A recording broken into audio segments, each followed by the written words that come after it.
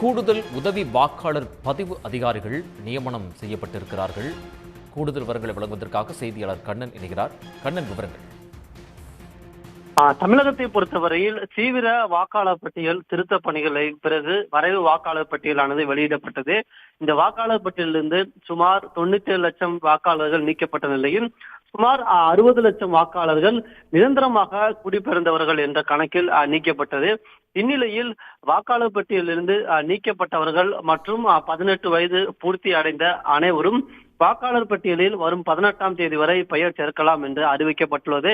இதற்கான சிறப்பு முகாம்களும் நடைபெற்று வரையும் இந்த முகாம்களில் அதிக எண்ணிக்கையிலான படிவங்கள் வர வாய்ப்புள்ளதால் அந்த படிவங்கள் மீது விரைவாக பரிசீலனை செய்வதற்கு ஏதுவாக கூடுதல் உதவி வாக்காளர் பதிவு அதிகாரிகளை நியமித்து இந்திய தேர்தல் ஆணையமானது நியமித்துள்ளது.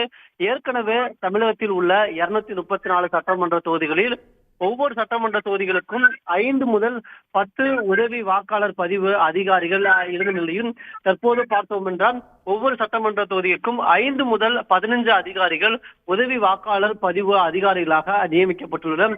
இதன்படி பார்த்தோம் என்றால் தற்போது ஒரு சில தொகுதிகளில் 30 உதவி வாக்காளர் பதிவு அதிகாரிகள் உள்ளனர். இந்த உதவி வாக்காளர் பதிவு அதிகாரிகள் அனைவரும் அந்த கிளைம் அண்ட் அப்ஜெக்ஷன் பீரியட் என்று அழைக்கப்படும் அந்த காலத்தில் வரும் விண்ணப்பங்கள் மீது விரைவாக பரிசீலனை எடுத்து முடிவெடுப்பார்கள் என்று தேர்தல் ஆணையம் சார்பில் தெரிவிக்கப்பட்டுள்ளது.